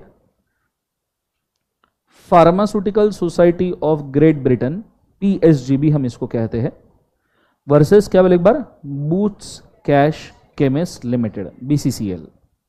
क्या हुआ था कि समझिएगा, Boots Cash Chemist Limited is a pharmacy, chemist था, केमिस्ट का दुकान था, केमिस्ट शॉप।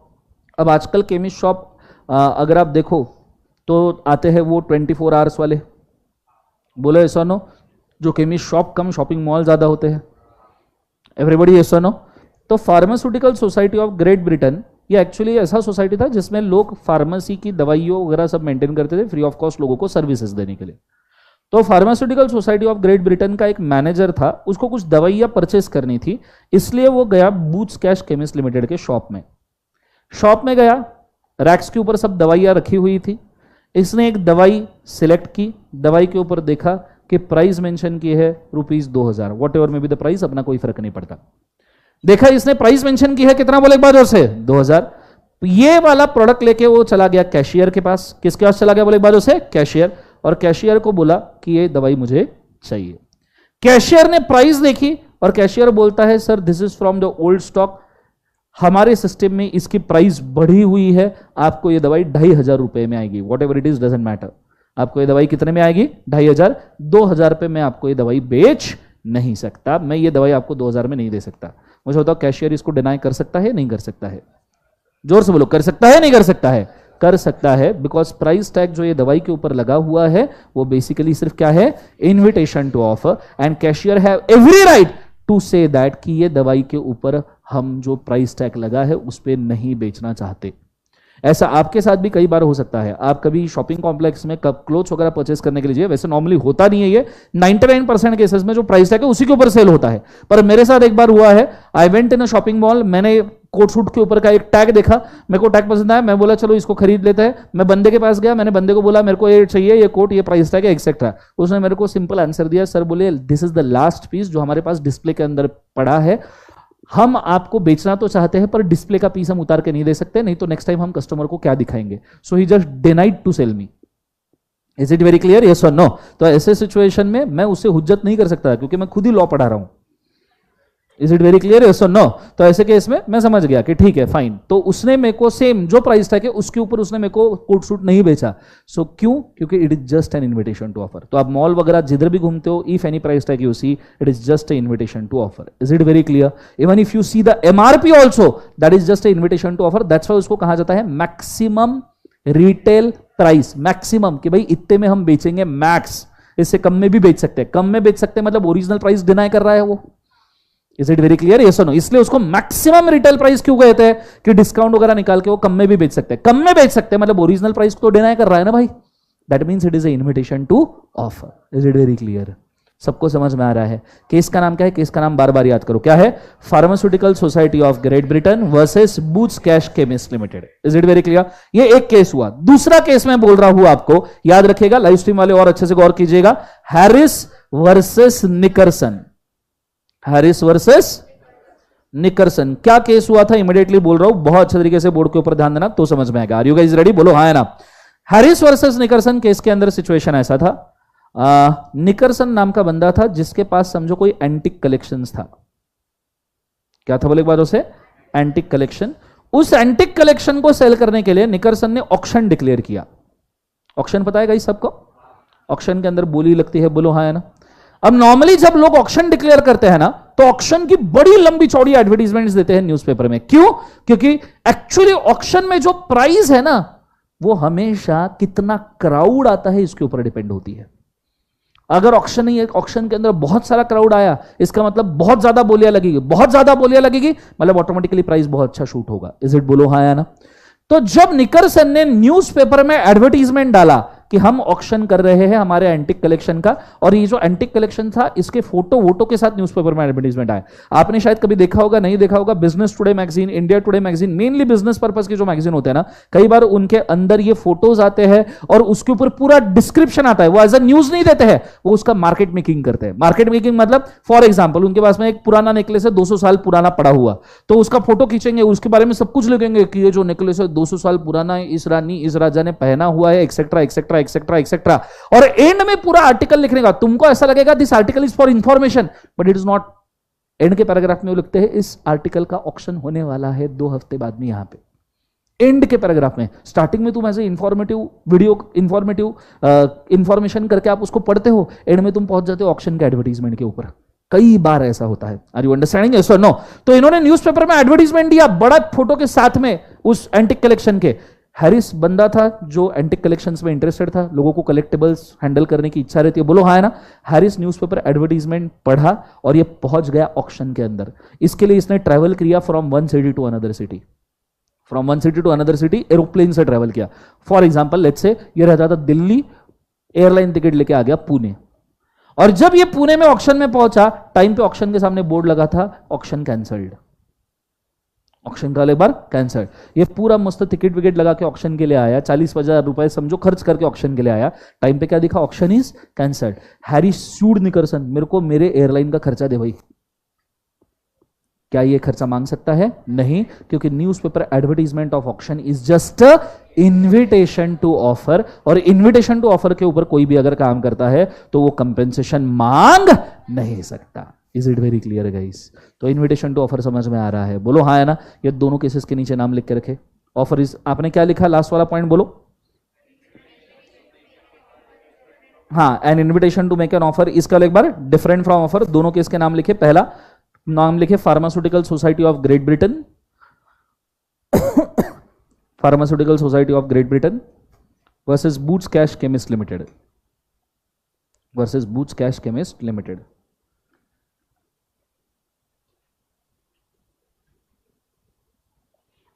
लिखा सबने? बोलो हाँ है ना। यस, बहुत बढ़िया लाइव स्ट्रीम में समेश।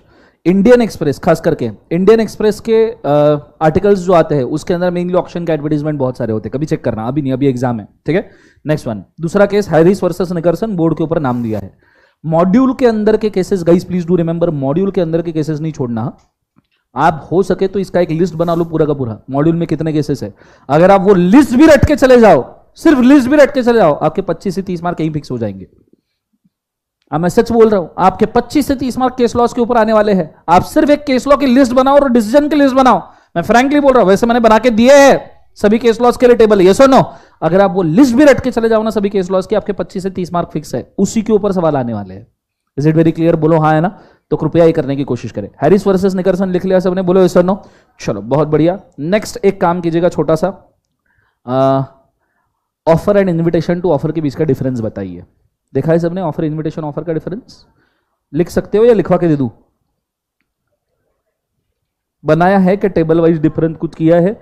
ये इधर मॉड्यूल में देख लो एक बार, आपको चाहिए तो मॉड्यूल रेफर करके इसको वापस पढ़ लेना। सबसे पहला meaning, what is difference between offer invitation to offer. पहले इसमें उन्होंने ऑफर का डेफिनेशन ही लिखा है, दिख रहा है सबको? एन विलिंगनेस टू डू और bound to do something where parties choose to accept it. बोलो हाँ है ना। इन्विटेशन की मेन डेफिनेशन बहुत काम की है, ध्यान देना।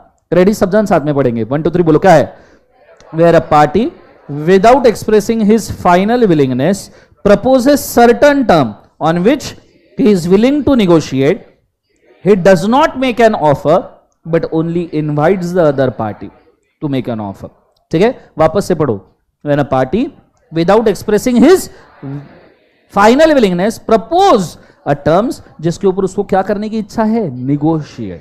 प्राइस टैग दे दिया, पर प्राइस टैग के ऊपर उनको नेगोशिएट करने की इच्छा है। ऐसा भी तो होता है कि तुम जाते हो सेंट्रल में, तुम जाते हो बड़े बड़े मॉल में, वहां लिखा रहता है 50% डिस्काउंट, फिर तुम देखते हो प्राइस टैग पे लिखा रहता है 10,000, फिर तुम पूछते हो भैया 50% डिस्काउंट किधर है, तो बोलता है अरे सर प्राइस टैग पे ही 50% है। बोलो हाँ है ना, यस और no. So that is called as negotiation, yes और नो। तो उसे हम क्या कहते हैं? इन्विटेशन। दूसरा, intention of the parties. Offer में क्या इंटेंशन है गाइस? ऑफर में क्या इंटेंशन है? Can you tell me? Offer देने के पीछे इंटेंशन क्या है? असेंट मिलने के बाद सीधा एग्रीमेंट हो जाए। बोलो हाँ है ना। तो ऑफर का इंटेंशन है कि ऑफर आप जब दे रहे हो तो सामने वाले ने असाइन देते से ही क्या हो जाए, एग्रीमेंट। पर इनविटेशन टू ऑफर का इंटेंशन होता है कि जब वो एक्सेप्ट हो जाए तो ऑफर निकल के बाहर आए। इसको मैं एक इक्वेशन में आपको समझा सकता हूं, बहुत अच्छे से ध्यान देना। एन ऑफर का इंटेंशन होता है कि इसमें एक्सेप्टेंस जुड़ जाए तो क्या बन जाए, बोले बाजू से एग्रीमेंट। लेकिन इनविटेशन का इंटेंशन होता है invitation to offer plus acceptance should lead to offer. Is it very clear? जोर से बोलो ऐसा नो, इसको समझ जाओ। ऑफर में एक्सेप्टेंस जुड़ गया, प्रॉमिस हो गया, एग्रीमेंट हो गया। लेकिन इनविटेशन में एक्सेप्टेंस जुड़ गया, क्या हो जाएगा, ऑफर हो जाएगा। इज इट वेरी, सबको समझ में आ रहा है क्या? लाइव स्ट्रीम में भी बोलिएगा समझ में आ रहा है क्या? Next one, sequence. मुझे बताओ ऑफर पहले आएगा या इनविटेशन पहले आएगा? सो ऑफर हमेशा इनविटेशन के बाद आता है, इनविटेशन हमेशा पहले आता है। मैं आपको फ्रैंकली बोलूं, अब जितने लोगों को ऑफर इनविटेशन टू ऑफर का दिक्कत है ना, मैं सिंपल वर्ड्स में बोलता हूं, सुन लीजिए। 99% of the advertisement, hoardings, news channel advertisement, radio advertisement, every single kind of advertisement is a invitation to offer.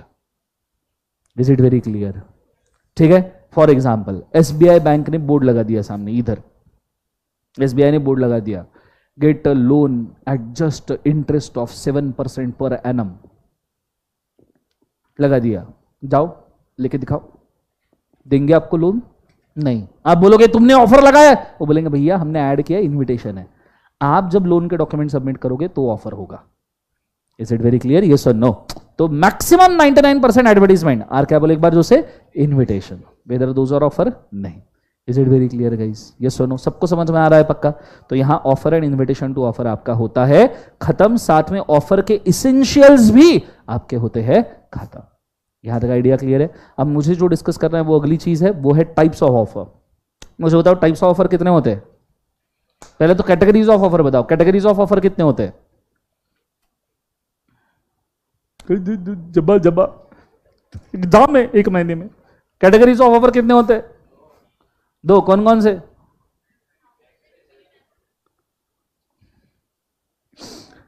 Mummy मेरे को घर जाना है, आ जाओ नालायक लोगों, लेट्स गो। ऑफर के कैटेगरीज होते हैं 2। पहला, ऑफर किस प्रकार से किया जाता है, मेकिंग एन ऑफर के हिसाब से एक कैटेगरी बनता है। दूसरा, टाइप्स ऑफ ऑफर की कैटेगरी दूसरी होती है। मैं कैटेगरी 2 है, टाइप्स उसके अंदर एक में 2 है और दूसरे में 5 है। अब समझ लीजिए, अगर आपको अभी तक नहीं पता तो इसको क्रिस्टल क्लियर दिमाग में छाप लीजिए। पहला, ऑफर के 2 category as per making offer, offer कैसे कर रहे हो उसके हिसाब से 2 टाइप्स होते हैं। कैटेगरी है मेकिंग ऑफर, टाइप्स है 2 offer, that is express offer and implied offer. Is it very clear? Now ये आपको पता होगा what is express offer. Orally और राइटिंग में अगर आपने किसी के साथ सामने कोई ऑफर दिया, काय में ओरली और काय में बोले एक बार राइटिंग में, आपने अगर किसी को ऑफर दिया तो उसे कौन सा ऑफर कहा जाएगा? Express. Is it very clear? मैं तुम्हें फोन बेचना चाहता हूं, ओरल ऑफर है, एक्सप्रेस्ड है। मैं बॉन्ड पेपर 100 रुपए के स्टैम्प पेपर के ऊपर लिख के दिया, मैं तुम्हें फोन बेचना चाहते हो, expressed offer. What is implied offer? Example बोलो इंप्लाइड ऑफर के। लोकल ट्रांसपोर्ट, बोलो हाँ है ना, बस पीएमटी से जाते हो ना, जब पीएमटी से जाते हो कंडक्टर बाहर निकाल के रेड कारपेट बिछाता है आपके लिए पहले, अरे मैडम आइए, हाँ हाँ हाँ हाँ हाँ, बस में बैठिए। ऑब्वियस सी बात है, बस में बैठ गए मतलब टिकट निकालना है। होटल में खाना खाया मतलब एक तो बिल भरना है, नहीं तो बर्तन घसना है। बोलो हाँ या ना? इंप्लाइड, होटल में खाना खाना इज इंप्लाइड ऑफर। होटल में आप जाते हो, बैठते हो, खाना ऑर्डर करते हो, अज्यूम्ड है बिल देना पड़ेगा भाई। Is it very clear? कैसा लगेगा तुम जाते सी पहले वेटर आया 100 रुपए का स्टैम्प पेपर लेके, सर पहले साइन करो कि तुम बिल पे करके जाओगे। करता है ऐसा? नहीं, बिकॉज वो कौन सा ऑफर है? Implied. Is it very clear? बोलो हाँ है ना? फिर ऑफर कितने तरीके से किया जाता है उसके 5 टाइप्स है। दूसरा कैटेगरी है वेज ऑफ ऑफर, कितने तरीके से ऑफर किया जा सकता है उसके 5 कैटेगरीज है। कौन कौन से? General offer, special offer, counter offer, cross offer, standing offer. Is it very clear? मतलब टोटल ऑफर के 7 टाइप्स हो गए गाइस। टोटल ऑफर के कितने टाइप्स हो गए? 7। Express, implied, general, special, counter, cross, standing. Is it very clear? Okay, what is general offer? कोई भी एक्सेप्ट कर सकता है, ये कौन सा ऑफर है? जनरल। विदाउट एनी कंडीशन कोई भी एक्सेप्ट कर ले जनरल ऑफर। जैसे एग्जांपल, केस नहीं, नॉर्मल एग्जांपल बोलो, केस पे आएंगे। एग्जांपल, सेल, बोलो हाँ या ना? मानसून सेल, कोई भी आओ खरीद के लेके जाओ 50% ऑफ, बोलो हाँ या ना? अरे एवरीबडी यस और no? What is special offer? Specific person को ऑफर दिया है तो कौन सा ऑफर है? स्पेशल। पूछो कैसे? एग्जाम्पल, स्टारबक्स के बर्थडे ऑफर बहुत ज्यादा जाते हैं लगता है लड़के। सो स्टारबक्स, बट सिंपल, तुम अगर कहीं शॉपिंग मॉल में जाओ इधर ब्रांड्स वगैरह में, वैन हुसैन, लुई फिलिप्स वगैरह पे, और वहां पे तुम एक बार तुम्हारी बर्थ डेट दे दो, ठीक है, भली तुम्हारी ना हो किसी की भी दे दो, उस दिन तुम्हें ही मैसेज आएगा और बोलेंगे on your birthday we want to celebrate it, get 20% off coupon code. बोलो हाँ है ना? जो तुम्हारे फोन के ऊपर ऑफर आता है और तुम जब जाओगे तुम्हारे बर्थडे का आई कार्ड दिखाओगे, वहां पे कूपन कोड दोगे तो ऑटोमेटिकली तुमको 20% ऑफ मिलेगा। ये स्पेशल ऑफर है, कोई और ले सकता है क्या? नहीं, जिसके पास कूपन कोड है बस वही ले सकता है। Is it very clear? This is a specific offer. कौन सा ऑफर बोले एक बार? Specific offer. Is it very clear? तीसरा वाला काउंटर ऑफर। काउंटर ऑफर क्या होता है? बार्गेनिंग। बोलो हाँ या ना? काउंटर ऑफर का एग्जांपल, मम्मी। काउंटर ऑफर का एग्जांपल, मम्मी। मम्मी के साथ सब्जी खरीदने गए हो? अरे बोलो ना हाँ या ना? गए हो नहीं गए हो? मैं गया था, 1 मिनट के लिए केस बोल दूं, काउंटर ऑफर इमीडिएटली समझ में आ जाएगा। मैं बन गया था सीए, मेरे जेब में आ गया था पैसा, तो मैंने सोचा एक दिन मम्मी के साथ जाके थोड़ा सा भाजी बाजार से अच्छी सब्जी लेके आऊं। मुझे पता नहीं मैं क्यों ही गया, मैं चला गया वहां से। अच्छा, लड़कों को सब्जी लेने के लिए भेज दो, सिंपल सी बात है, हमें सब्जी लेने के लिए भेज दो। उसने बोला 50 रुपए, ये 50 ले, सब्जी दे घर, game over. 3 step are simple step. कितना? 50, ये सब्जी लेना, घर पे जाना, खत्म बात। मैं मम्मी को लेके गया, मैंने उससे पूछा कितना? वो बोले सर 200 रुपए किलो। मैंने सोचा कि मम्मी है, भाव करूंगा, 180 रुपए किलो बोलूंगा। मैं कितना गलत था। उसने 200 रुपए किलो बोला साइड से, मैंने बोलने के पहले आवाज आई मम्मी की, 20 रुपए दूंगी। मेरे हाथ में थैली थी, मैंने उसी में मुंह डाल दिया कि ये मुझे देखे भी ना सब्जी वाला, इज्जत का भाजी पाला। अरे बोलो ना हाँ ना? फिर वो बोले अरे मैडम फ्रेश सब्जी है एक्सेट्रा एक्सेट्रा। मम्मी ने उसको बाजू के 4 दुकान दिखाई जिसके पास फ्रेश सब्जी थी। वो भी कॉम्प्लेक्स में आ गया कि उसमें उसकी सब्जी सच में फ्रेश है क्या? समझ में आ रहा है? Are you understanding? वो डील 50 रुपए पे क्लोज की है मम्मी ने, 50 रुपए। मैं उसको 150 देके आने के लिए रेडी था। Are you? काउंटर ऑफर भाई। कौन सा offer? Counter offer. Are you understanding? उस दिन मेरे को सब्जी 50 में मिल गई, पर जो इज्जत मेरी चली गई वो कभी भी वापस नहीं आ सकती। Counter offer. तुम मम्मी को लेके जाओ, खास करके लड़कियां एफसी रोड पे, इनको खुला छोड़ के देखो, एफसी रोड के ऊपर, बोलो हाँ या ना? वो जाती है सामने, वो एयर लड़कियां, अरे करते हो नहीं करते हो? भोले बन के मत बैठो, मेरे को ये चेहरे मत दिखाओ, मैं बता रहा हूं तुमको, जीवन में मेरे को भी बीवी है, मैंने देखा है उसको। पहली इज्जत मम्मी के वजह से वहां पे गई थी भाजी बाजार में, दूसरी बार बीवी को लेके एफसी रोड गया था। मेरे को कुछ समझ में नहीं आता, वहां देखा उसने कुछ होगा कान वान का नेकलेस, क्या भाई मेरे को क्या समझ में, अरे जो भी होगा यार। तो उसने पूछा कि ये कितने का ईयरिंग है? वो बोला मैडम 400 रुपए। मजाक नहीं बोलता, हाँ ये है। वो बोला 400 रुपए। बीवी कितने में लेके आई होगा? 80 रुपए में लेके आई उसको, 80।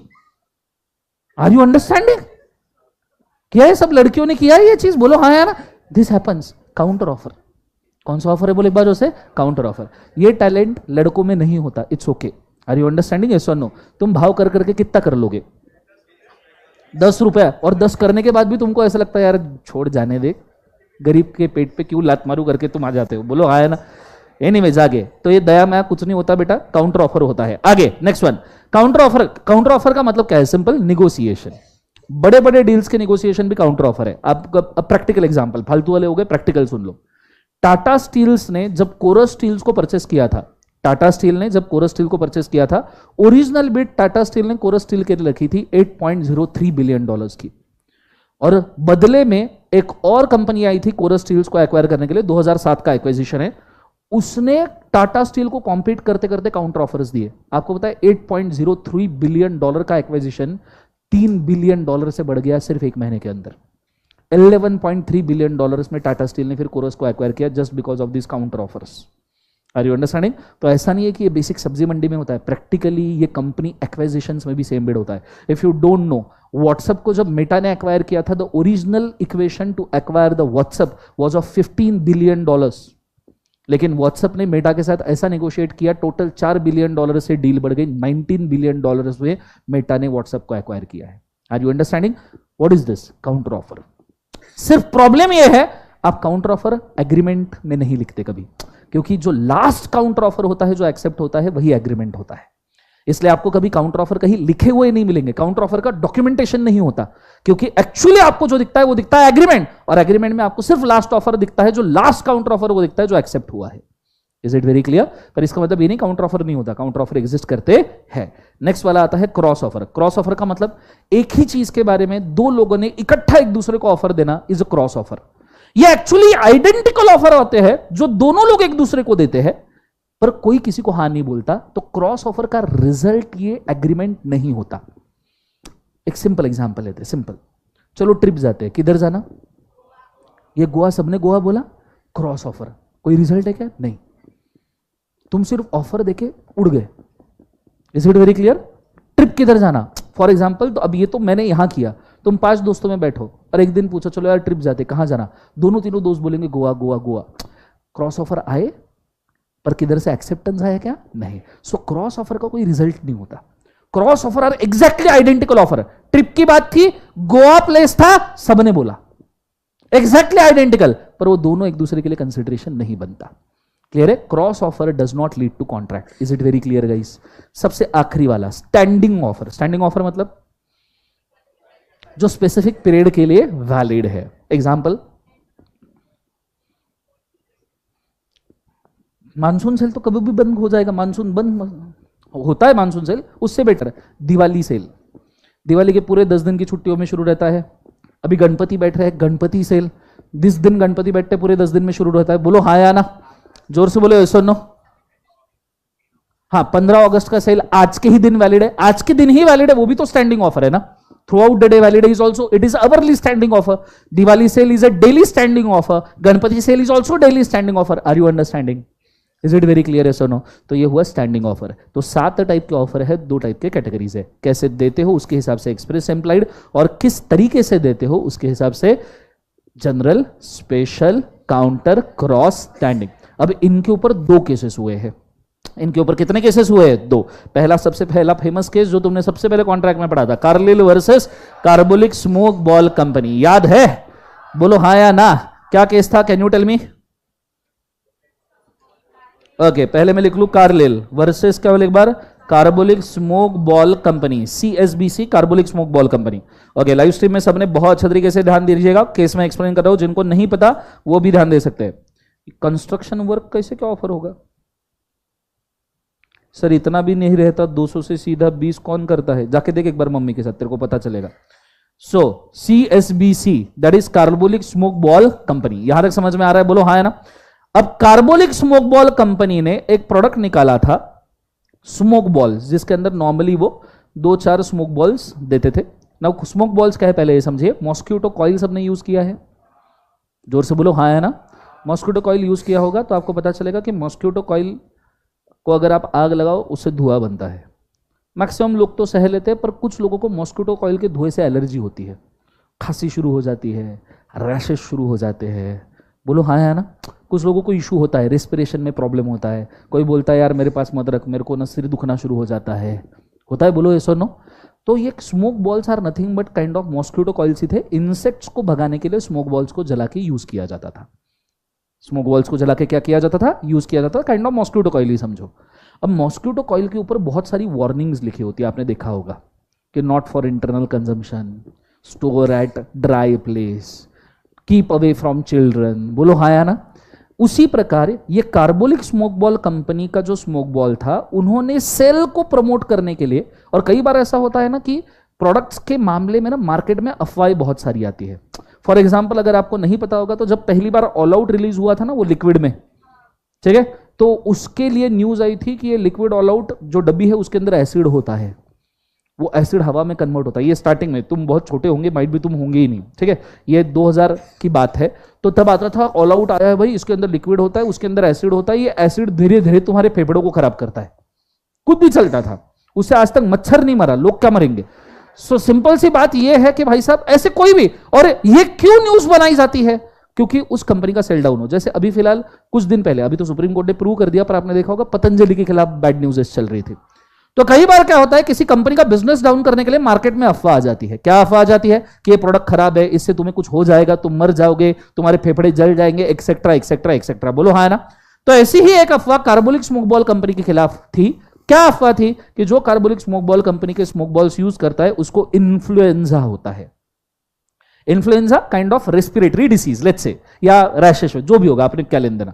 सो उसको क्या होता है बोले एक बार जो से इन्फ्लुएंजा। जब कार्बोलिक स्मोक बॉल कंपनी के बारे में यह अफवाह फैली तो कार्बोलिक स्मोक बॉल कंपनी का जो सेल था वो डाउन हो गया। वो क्या हो गया? डाउन। तो कंपनी ने खुद के सेल को अपलिफ्ट करने के लिए खुद के बॉक्स के ऊपर ही एक चीज छपवाई, बोले जो हमारे स्मोक बॉल यूज करेगा और यूज करने के बाद अगर उसको इन्फ्लुएंजा हुआ तो कार्बोलिक स्मोक बॉल कंपनी उसको कंपेंसेशन के फॉर्म में, काय के फॉर्म में बोले एक बार उसे कंपेंसेशन के फॉर्म में रुपए 10 लाख देगा, whatever may be the amount doesn't matter, compensation देगा। Is it very clear? Carlill ने ये स्मोक बॉल्स क्या किए बोले एक बार उसे यूज किए और कार्लिल को इन्फ्लुएंजा हुआ। कार्लिल को इन्फ्लुएंजा हुआ। कार्लिल चली गई कार्बोलिक स्मोक बॉल कंपनी के पास, डिमांड किया भाई साहब 10 लाख रुपए दो, मुझे इन्फ्लुएंजा हुआ, मेडिकल सर्टिफिकेट वगैरह सब एविडेंसेस प्रोड्यूस किए। कार्बोलिक स्मोक बॉल कंपनी बोलता है मैडम सब ठीक है, इन्फ्लुएंजा वगैरह हुआ, पर ये ऑफर हमने आपको दिया ही नहीं था, हमने ये ऑफर आपको दिया ही नहीं था। मुझे बताओ कार्बोलिक स्मोक बॉल कंपनी का स्टैंड सही है गलत है? गलत है, क्योंकि आपने जब पैकेट के ऊपर छाप दिया और किसी ने वो पैकेट खरीद लिया, उसके पास इनवॉइस है, साथ में मेडिकल रिपोर्ट है, तो आप ये बोल नहीं सकते ये ऑफर किसी के लिए नहीं था। This is a general offer which can be accepted by any person. Concept समझ में आया? जोर से बोले सुनो। ये कौन सा केस है? Carlill versus Carbolic Smoke Ball company. ठीक है, तो अब आप इन केसेस से क्या सीख सकते हो? इन केसेस से व्हाट यू कैन अंडरस्टैंड। आज ये बोर्ड के ऊपर ध्यान दीजिएगा। सीरियस, मैंने कुछ केसेस के सब डिसीजन लेके रखे हैं, आप चाहो तो इनके फोटो खींच लो। ठीक है, अगर आपके पास लिखने का समय नहीं है तो आप आपका कैमरा ऑन रखो। हालांकि मैंने पीडीएफ शेयर कर दिया था कुछ बच्चों से हमारे रेगुलर बैच के, उसके अंदर ये लिखे हुए। जो लाइव स्ट्रीम वाले बच्चे हैं, जो अभी ज्वाइन हुए, जो मुझे नहीं जानते हैं, पहली बार ही देख रहे हैं, तुम इनके फोटो जो मैं दे रहा हूं, उनका नाम है Carlill versus Carbolic Smoke Ball Company. Decision सब्जन साथ में पढ़ते हैं। Point number 1, ready? 1 2 3 बोलो क्या है? The general offer can be accepted by any person. General offer कोई भी एक्सेप्ट कर सकता है। पॉइंट नंबर 2 बोलो क्या है? The general offer is assumed to be communicated to those who fulfill the condition. जिसने कंडीशन फुलफिल किया उसको जनरल ऑफर मिलेगा। तीसरा, the offerer cannot claim the afterwards that offer is not given to a person as it is a general offer. जो offeror है वो बाद में ये नहीं बोल सकता कि तुम्हें ऑफर नहीं था, बिकॉज ऑफर कौन सा है? जनरल। जनरल का मतलब ही है विदाउट एनी कंडीशन कोई भी एक्सेप्ट कर सकता है। केस वॉज रिगार्डिंग का क्या बोले एक बार उसे? General offer. चाहिए फोटो खींच लीजिए, फटाफट स्क्रीनशॉट ले लीजिए, लाइव स्ट्रीम में किसी को चाहिए तो go for it fast. Okay, what was the second case law? General offer का तो हो गया। दूसरा केस लॉ कौन सा था? स्पेशल ऑफर का एक केस था, कौन सा? बुल्टन वर्सेस जोन्स। याद आया क्या?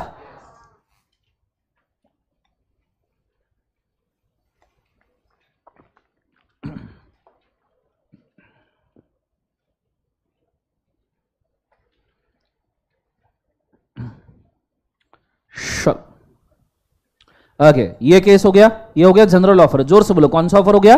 जनरल। अब हम जा रहे हैं दूसरे ऑफर के ऊपर, और दूसरा ऑफर कौन सा है बोले एक बार उससे? स्पेशल। जोर से बोलो कौन सा है? स्पेशल। और आपके मॉड्यूल में स्पेशल ऑफर के लिए केस दिया है Boulton versus Jones. Boulton versus Jones case याद है क्या है? लेदर सेल का केस था। एक बार केस बताओ आपको वापस से, बोलो हाँ है ना?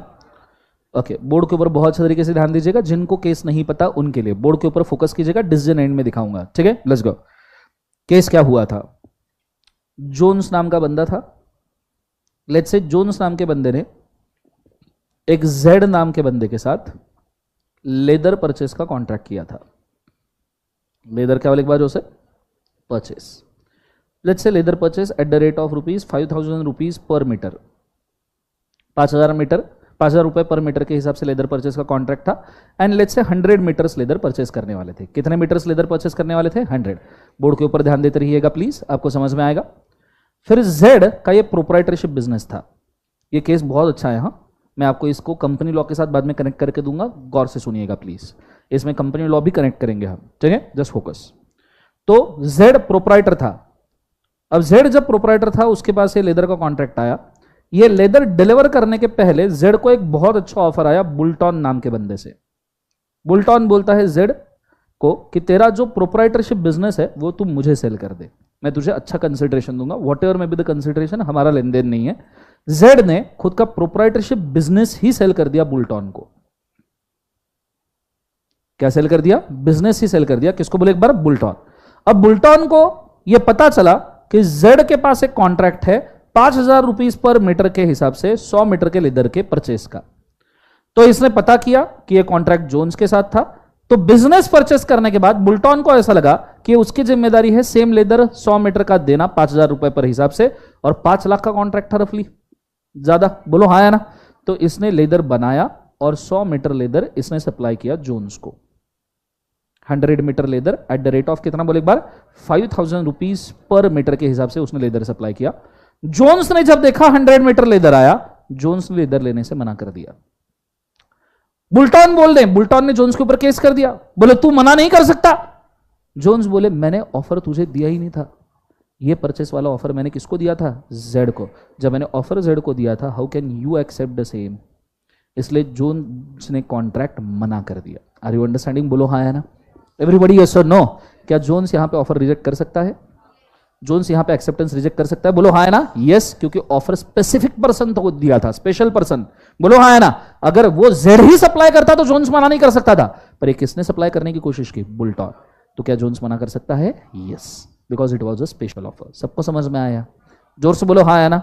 अब मैं आपको एक सवाल पूछता हूं, बहुत अच्छे से सुनिएगा, आपको एकदम क्लियर हो जाएगा मैं क्या कह रहा हूं। What if this was not a proprietorship business, और let's say this is a company called Z Limited, जिसके अंदर ये लेदर का कॉन्ट्रैक्ट हो रहा है, एंड ट्रांसफर करते वक्त जेड ने पूरा का पूरा जेड लिमिटेड ही बुल्टन को सेल किया एज अ बिजनेस।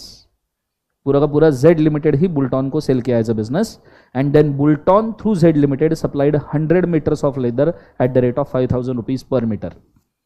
तो क्या जोन्स मना कर सकता है? क्या जोन्स मना कर सकता है? जोर से बोलो, क्या जोन्स मना कर सकता है? नहीं, because company is a separate legal entity. भले ही यहां पे जेड को ऑफर किया, पर जेड ने कॉन्ट्रैक्ट काय में कंप्लीट किया था? Z limited. तो यहां पे ऐसा नहीं माना जाएगा कि ऑफर जेड को दिया था, ऐसा माना जाएगा ऑफर जेड लिमिटेड का है, और यहां बुल्टन के थ्रू भी जेड लिमिटेड ही वर्क कर रहा है। तो जोन्स को ये कॉन्ट्रैक्ट मानना पड़ेगा, as a company is a separate legal entity. इसमें ऐसा माना जाएगा कि ऑफर ही चेंज ही नहीं हुआ, जेड लिमिटेड का जेड लिमिटेड ही है, शेयर होल्डर भले ही चेंज हो। अरे सिंपल सी बात है, तुमने टाटा मोटर्स के साथ में टाटा गाड़ी परचेस करने का कॉन्ट्रैक्ट किया, ठीक है, लेट्स से डिफेंडर परचेस करने का कॉन्ट्रैक्ट किया, land rover Jaguar Tata Motors का वेंचर है, तुमने डिफेंडर परचेस करना है। Anyone out their share holder of Tata Motors? बोलो हाँ है ना। कोई होगा ना, एक हाथ जन होगा, हाथ रेस करो, बोलो नाम बोलो। श्रेयस। अब श्रेयस समझो टाटा मोटर्स का ओनर है, शेयर होल्डर है। डू यू नो हमारे साथ में टाटा मोटर्स के ओनर बैठे हैं श्रेयस जी, बोलो यस और नो। अरे बोलो ना हाँ या ना।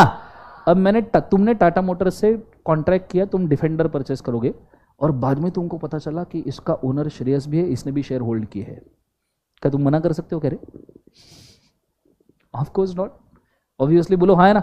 अब श्रेयस ने किसी और को भी शेयर सेल कर दिए, कोई फर्क पड़ता है क्या?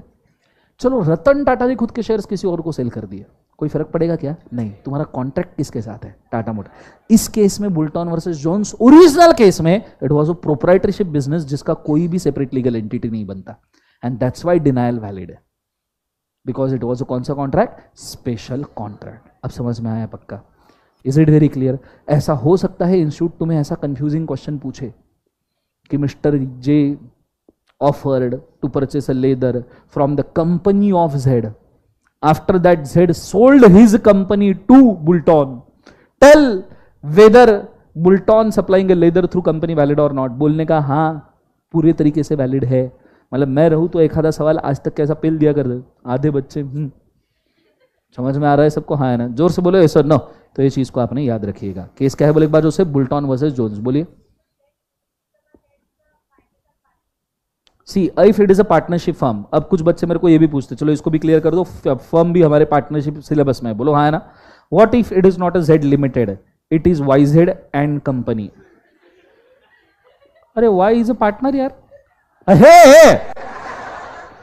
अरे यार क्यों बोला?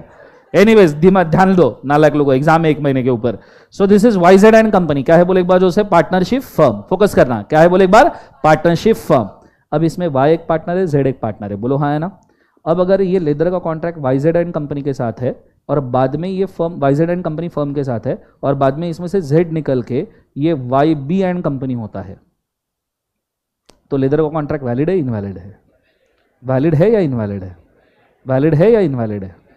ओके, अब मैं आपको मेंशन करना चाहूंगा, in this case it gets more complicated. पूछो कैसे?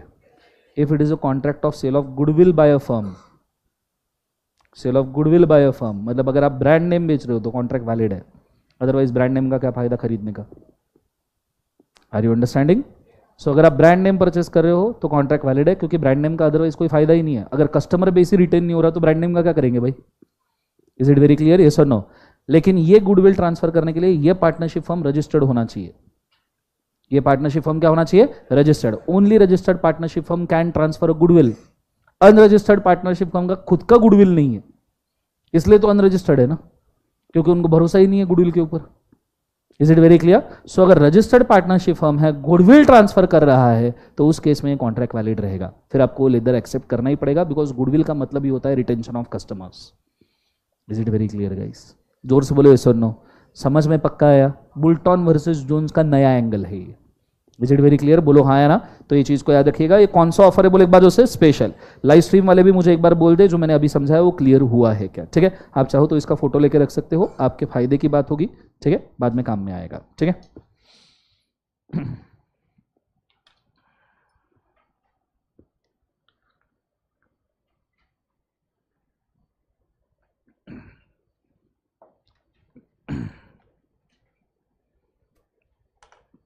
सर डेली लॉ की प्रैक्टिस करें? Yes, daily. एटलीस्ट आप अगर इतना भी प्रोसीजर फॉलो करो कि जितने दिन में जो जो चैप्टर रिवाइज कराओ, घर जाके आप उसका राइटिंग प्रैक्टिस कर रहे हो, ईमानदारी से मेरे साथ कर रहे हो लास्ट प्लेलिस्ट के साथ में, या मेरे साथ नहीं करते हो खुद का भी कर रहे हो पर आंसर प्रॉपरली चेक कर रहे हो, मार्क माय वर्ड्स, आपको पास होने से नहीं रोक पाएगा। थोड़ा सीरियसली करना पड़ेगा। हाँ, मैं ये मानता हूं कुछ बच्चे ऐसे होंगे जिन्होंने लास्ट एग्जाम में भी मेरे साथ प्रैक्टिस किया होगा, ठीक है, फिर भी हो सकता है कुछ सिचुएशन की वजह से अनफॉर्चुनेट रहे। Let me tell you very clearly last exam के बारे में। ठीक है, 21 अटेम्प्ट में सबसे बुरा रिजल्ट लगा है, तो उसमें सिर्फ वही पास हुए जिन्होंने आंसर राइटिंग प्रैक्टिस भी किया है और उनका कंटेंट बहुत एब्सोल्यूट है। मैंने बहुत सारे बच्चों के पेपर एनालाइज किए, बहुत सारे बच्चों के, ट्रस्ट मी। जब से रिजल्ट लगाए तब से लेके आज के डेट तक मैं कंसिस्टेंटली पेपर्स ही देख रहा हूं, सभी फाउंडेशन वालों के। जिन्होंने कंटेंट के ऊपर फोकस किया है और फिर फॉर्मेट के ऊपर फोकस किया है वो पास हुए हैं। कुछ बच्चे सिर्फ फॉर्मेट के भरोसे पे चले गए कि दर्शन सर ने फॉर्मेट दिया, ये नहीं। Please do understand, always priority one is content. आप कंटेंट क्या लिखते हो ये मायने रखता है। प्रोविजन, एक्सप्लेनेशन, आंसर, ये उसको सिर्फ 4 चांद लगाता है। 4 चांद लगाने के लिए ओरिजिनल चीज अच्छी होनी चाहिए। ओरिजिनल चीज बदसूरत और बोलो 4 चांद लगाए, ठीक है, तो गोल वाले 4 लगेंगे चांद। समझ में आ रहा है सबको? हाँ है ना? तो please work on your content and language. Your content language is primary, secondary is your format. Is it very clear? So अगर आपके कंटेंट और लैंग्वेज में ढपा हुआ है, अगर आप में से किसी को लगता है कि सर मेरा कंटेंट लैंग्वेज बहुत स्ट्रांग है, I will recommend you to match your answer with the module of ICI. Immediately you will understand. मेरे को बताने की भी जरूरत नहीं है। आपने जहां पे, फॉर एग्जाम्पल लेट्स से कोई भी चीज जो आपने लिखी है एग्जाम में, उसको पकड़ो, इधर लेफ्ट साइड में मॉड्यूल रखो, जैसे Carlill versus Carbolic Smoke Ball company, इधर लिखो Carlill versus Carbolic Smoke Ball company, इधर रखो आपने क्या लिखा है, मैच करके देखो, इमीडिएटली समझ में आएगा। वो भी छोड़ो, मैंने ये जो केस लॉज लिख के दिए आपको, ये रखो लेफ्ट साइड में और आपने क्या लिखा है वो रखो राइट साइड में, यू विल इमीडिएटली अंडरस्टैंड क्या ड्रॉबैक है। Is it very clear? फिर भी अगर आपको ऐसा लगता है कि नहीं सर, फिर भी आपका कंटेंट मेरा कंटेंट मैच हो रहा है, आपने जैसे लिखवा के दिया वैसा ही मैंने लिखा है, फिर भी मेरे मार्क्स नहीं आए, पहली बात, अगर ऐसा हुआ है तो आपने ये ऑब्जर्व किया होगा कि आपके मार्क्स 45 से कम नहीं है। आप लॉ में तो एटलीस्ट पास हो अगर आपका कंटेंट मैच हो रहा है। ऐसा नहीं हो सकता कि अगर आपका कंटेंट मैच हो रहा है और आप लॉ में फेल हो, पॉसिबल ही नहीं है। कंटेंट लैंग्वेज दोनों मैनेज्ड है, फॉर्मेट भी मैनेज्ड है, नॉट पॉसिबल आपको 45 के नीचे मार्क्स आए होंगे। 45 हो, आई नो उतने आएंगे। हो सकता है कि भाई साहब आप एक्सपेक्ट कर रहे होंगे 60 वगैरह, पर जिस प्रकार से रिजल्ट था, प्लीज डोंट एक्सपेक्ट कि आपको यहां पे लग्जरी मार्किंग मिलेगा। हाँ, यही वो रिजल्ट 25-30% वाला रहता तो जिसको इस एग्जाम में 45 मिले, 45 के आसपास भी मिले, प्रोबेबली वो 55 के आसपास चला जाता अगर ये 25 to 30% वाला रिजल्ट रहता। But it is not, I am very sorry, मेरे हाथ में नहीं है। Is it very clear? So अगर आपको इस एग्जाम में लॉ में 45 आए हैं, 50 आए हैं, 50 के ऊपर आए हैं, प्लीज डू अंडरस्टैंड आपका कंटेंट ठीक है इसलिए आए हैं। Is it very clear? और जिनको ऐसा लगता है कि नहीं सर कंटेंट बहुत अच्छा है फिर भी मैं फेल हो गया, एक बार कृपया ये चेक करें, ठीक है, ऐसा नहीं होता है नॉर्मली, ठीक है, उनको भी सीए बनाना है, ठीक है, ये चीज़ को याद रखें। And please do not gate, अगर आप गलती से भी इस एग्जाम में अनफॉर्चुनेट हुए हो, मैं रिक्वेस्ट करना चाहूंगा सबसे, please do not take this result on your heart. 21 attempts 11 years में पहली बार ये रिजल्ट आया है। लास्ट टाइम ये रिजल्ट हमने खुद ने हमारी आंखों से देखा था दिसंबर 2014 के अटेम्प्ट पे। आप देखना दिसंबर 14 या मई 14 का अटेम्प्ट था, उसके अंदर का रिजल्ट देखना सेम है, 15-16%। उसके पहले के 10 साल बहुत अच्छा था, ठीक है, पर अभी हमें नहीं पता अगले ट्राइमेस्टर अटेम्प्ट की वजह से क्या रिजल्ट आएगा। हमें अभी ऐसा लग रहा है, सबके ओपिनियंस ऐसे आ रहे हैं, चेयरमैन भी 1-2 बार बोल चुके हैं इंस्टीट्यूट के कि हम एंट्री टफ करेंगे।